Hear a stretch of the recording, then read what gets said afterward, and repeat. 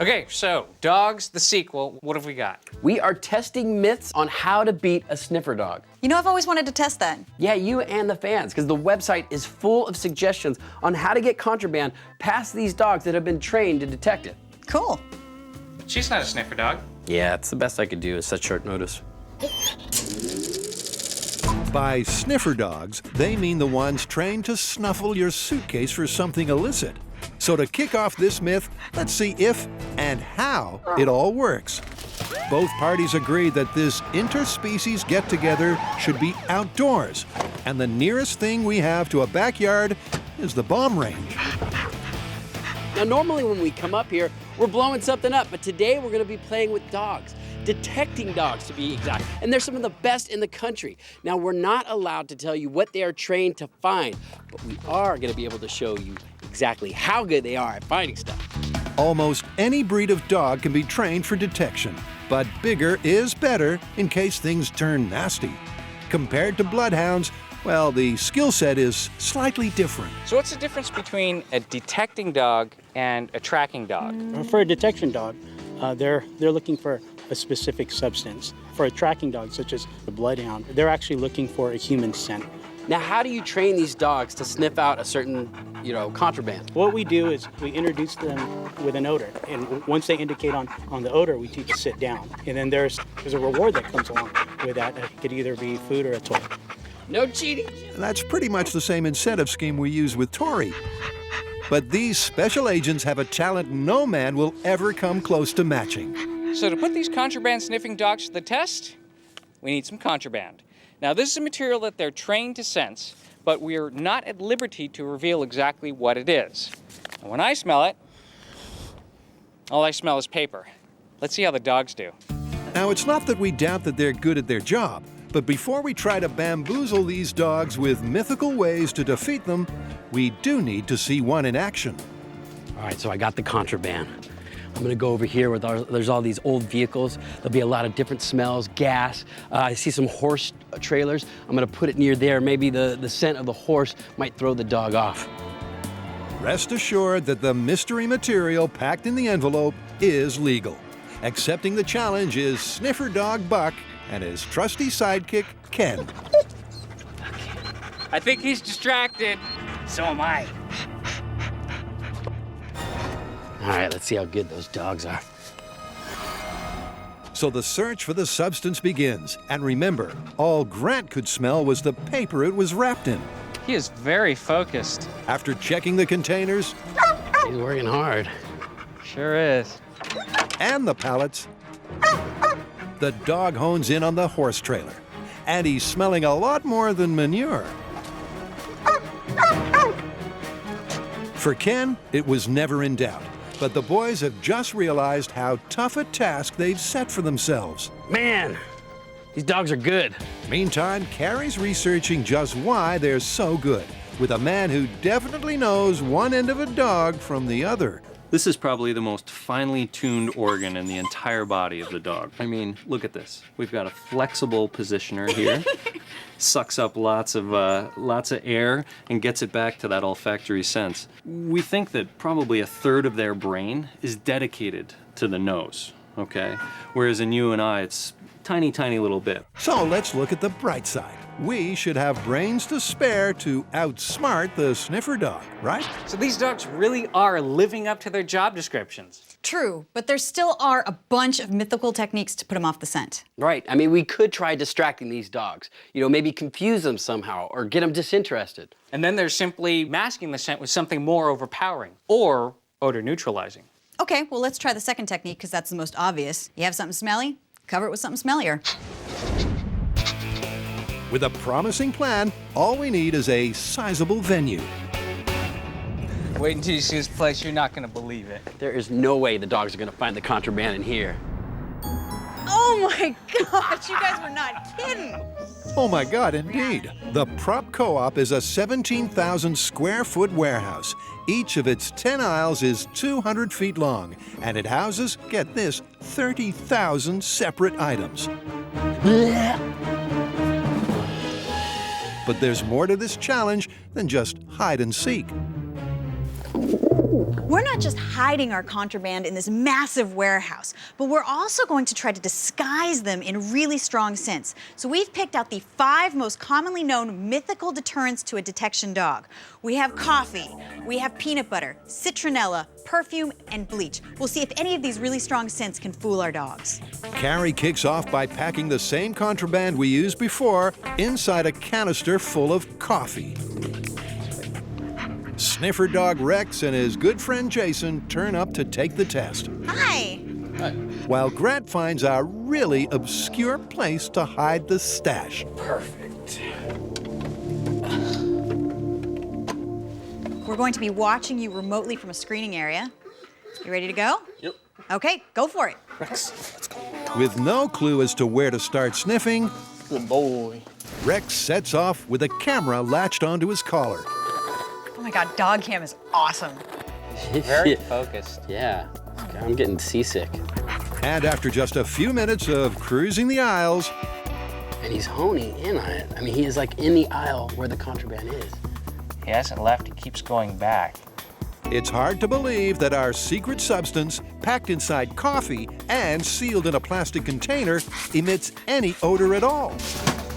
Oh, he sat down. he sat He down. sat down. That's a signal, right? Yep, he Wait, found it. There it is. He found it. Go, buddy. And he found it inside of 5 minutes. This is just what they didn't expect. So it looks like coffee is not strong enough to distract him from finding the contraband. Which is really strange because coffee is the most famous of all of the mythical, scent disguises. I mean, you always hear about coffee. Yeah, but you know what? Didn't beat him. Coffee busted. All right. Let's move on to the next one. So the next test is peanut butter. Now, I think this might work a little bit better than coffee because it's a lot denser and thicker and might be able to conceal the scent. To further confound our canine crime fighter, Kari slips the container inside a filing cabinet. Okay, that ought to be good. But now, like Grant, I need to spread my scent all around so that there's no trail for the dog to get to.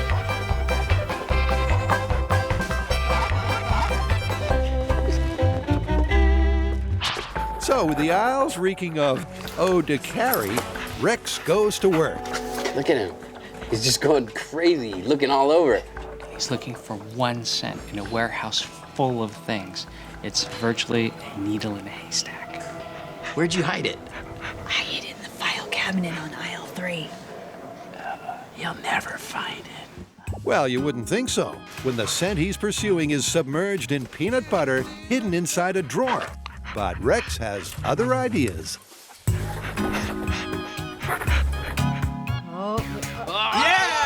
You got it!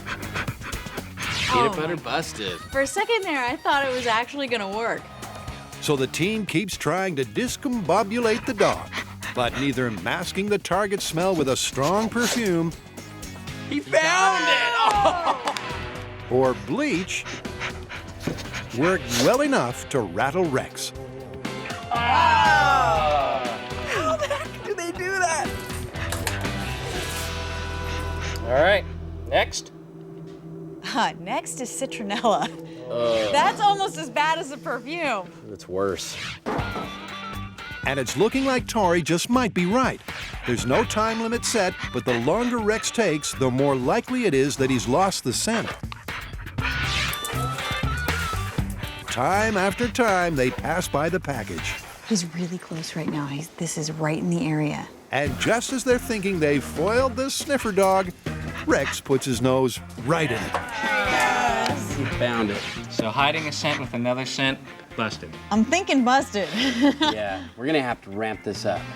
So it's time for Plan B, which hopefully means driving a highly trained dog to distraction.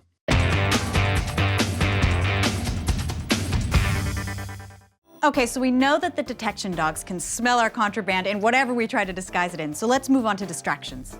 Okay, well, let's start it with an attraction. We know from our previous experiment with the dogs that when there was a urine of a female dog and heat around, our attack dog could not focus at all. All right, well, in addition to that tactic, let's also try repelling the dog. Now, as we know, dogs hate high-pitched frequency sounds. So why don't we get one of those sound dog repellents? That way the handler can't hear it, but the dog will hate it and try to get away from it. The first thing they need to find out is if one of those high-frequency devices actually works to repel dogs. Volunteering for testing, well, kind of, are Kari's two pups, Gertie and Smash. Now, we shouldn't be able to hear this. They should want to get away from it as quickly as possible. All right, let's see if it works. 3, 2, 1. Look at that. It totally worked. And I don't know about you, but I didn't hear it. This is cool. So the myth takes a turn to the great outdoors, and this time we're taking it to the people. Here we are at Fort Mason at the edge of the bay where we are setting up a live concert scenario. I think this is going to be the perfect location and situation to try to fool the sniffer dogs. It may not look like much now, but through the magic of television, over 200 people. And for each of our tests, one of them will be holding our contraband.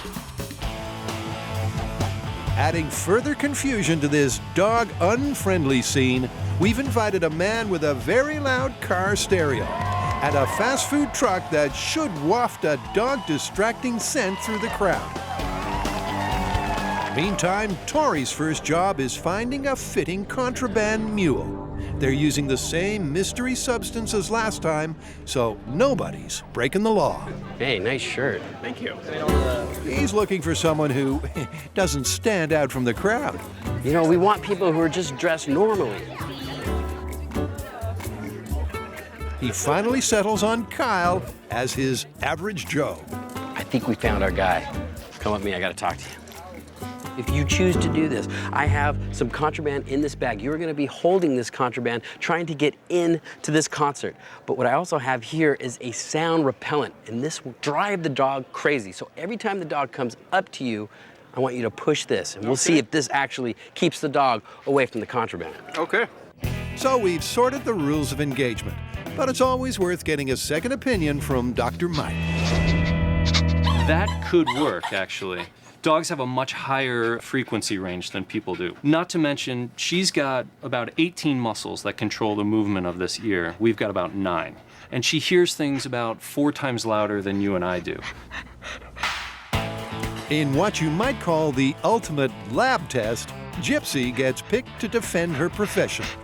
The crowd splits into lines, and remember, the stereo is still banging out tunes, and the smell from the taco truck is deliciously distracting. And somewhere in that seething mass of humanity is Kyle and his contraband. All right, act normal, everybody. I always get nervous around cops. Now Gypsy begins to sniff out the substance, one row of malodorous malingerers after another. Then, as she draws ever closer to Kyle, he starts pushing the button. But this is a dog on a mission, and the ultra-high pitch has no effect whatsoever. Ladies and gentlemen, round of applause! There's no doubt that the dog heard the sound, but she's just too well trained and too focused to let it distract her. So the sound repellent did not work. No, not at all. You saw her just go and then sat right down. Instantly found it. All right, let's move on to our next tactic. All right. It's the next tactic they've all pinned their hopes on, and the featured attraction is both Beauty and the Beast.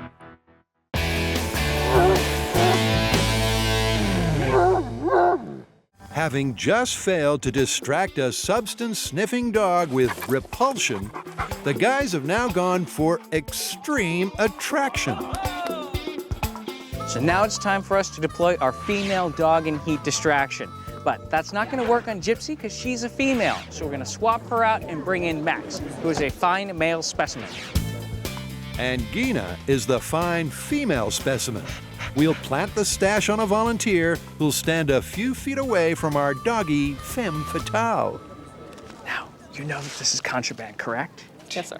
And you are willing to hold this in your bag? Absolutely.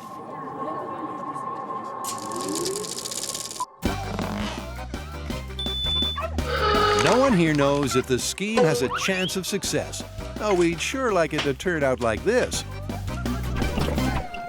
It's time once again to defer to an expert prediction.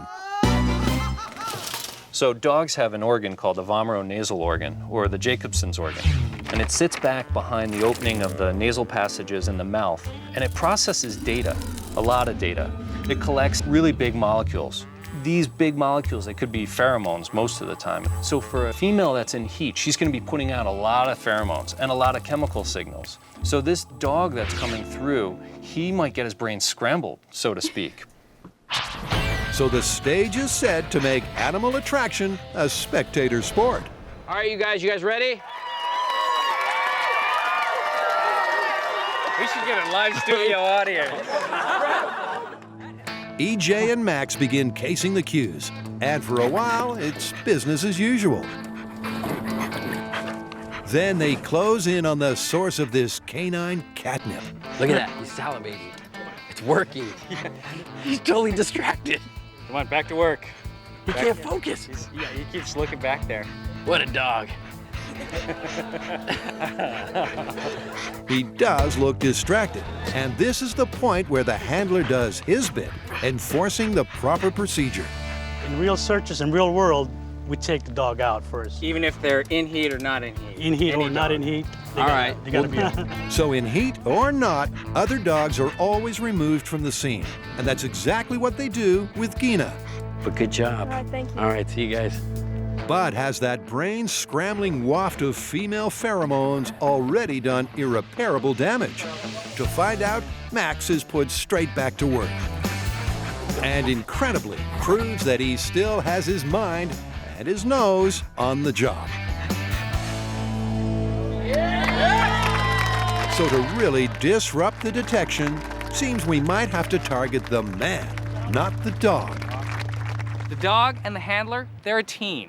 If we're gonna beat them, we're not gonna beat the dog, so I think now we need to focus on the handler. Okay, so we've seen these dogs just can't be beaten. But what about the handlers? So what if we took something that the dog was attracted to, some kind of food treat, and we put that next to the contraband? Then when the handler opens the bag, he thinks the dog's going for the food and moves on. In other words, give the handler a false positive. Exactly. Oh, I got another idea. What if we hide the contraband in something really gross? So gross that the handler will just sort of look at it and says, maybe I'll move on to the next thing. Like what? Well, I have access to some really good dirty diapers. Perfect.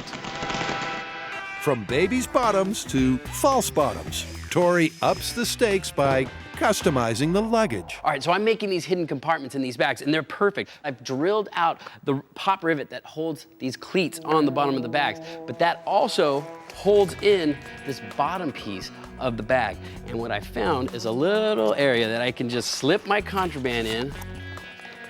I stick this back in the bag, and I attach my feet back to the bag. It holds this bottom down. The handler looks in here, and it looks like nothing has been done to this bag. We're gonna fool these guys. I can feel it. Instead of a throng of people, this time the dog team will snort through a horde of luggage. We are here at one of the largest luggage shops in the Bay Area. There's over 1,000 pieces of luggage in here. The team we'll be testing is Ken and Buck. All they know is this won't be a walk in the park. Back inside, there's some bags that need packing. Now, we've packed tons of bags with clothing, but we've also added a few diversionary strong scents that a traveler might bring home from a vacation. Like, he goes to France and he comes with like pate and super stinky cheese. We're hoping that when the dog is attracted to these smells, the handler is going to misread his signs and think that it's not the contraband, but the stinky cheese that's attracting them. So a whole bunch of bags are stuffed with fabric and food, but only one has the contraband hidden inside a false bottom. And remember, they're testing the man as much as the dog. All right, Kenny, we are all ready for our next test. Go to it. The first hoop to jump through is finding the scent Buck's been trained to detect, disguised by our piquant picnic. Assuming he does, and yep, there you have it. His bag. I saw my bag. It's that guy. Will Ken leave the lunch and continue the search? I don't think we can fool the dog, but maybe the handler. With dogged resolve, he digs right to the bottom, and then some. We found the contraband. He found it in the false bottom. I thought the meat was gonna be a good distraction. It seems nothing gets by our detecting duo, but the last test of all could taint the sweet smell of success. Thanks to Kari's new child, we've scored a whole mess of, used baby clothing. Now this particular bag of poopy diaper has been ripening and rotting for about a week now, and I can actually smell it through the bag. So if we can just hide the contraband inside one of these poopy diapers, I don't think he's gonna go for it. Yes, you heard right. We're foregoing the secret compartment to hide the parcel right in the poop. If Buck finds the right bag and Ken trusts in his training, we'll see just how committed he is to the cause. This is gonna be a fun one. You ready? Yeah, this is our last chance, right? Yep. All right. Come on in. It's a cruel trick to play on a boy and his dog. But let's face it, we're not here to make friends. Look at him. He's all over the place. I think he might be onto the scent. I think he detects something. It takes a bit longer than last time, Good thing he's not a poop detecting dog. I think they all are, actually. but finally, Buck closes in on the muck.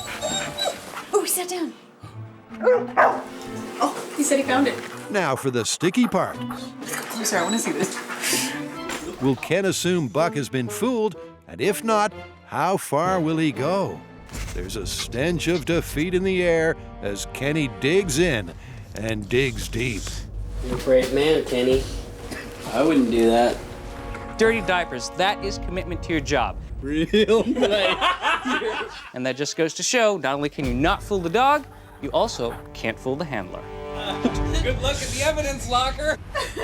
With that parting cheap shot, Ken explains just why he and his mate were destined to make every lamppost a winner. People try to trick us every day, but as handlers, we train equally as hard as our dogs. So I know how to read him, and he knows how to read me. Nothing we threw at these dogs ever distracted them. I mean, they were able to find the contraband every single time. Yeah. Overpowering smells, other distractions, fooling the handler, all failed. So I think we're busted on all fronts. Sniffer dogs have won. Totally busted. Busted.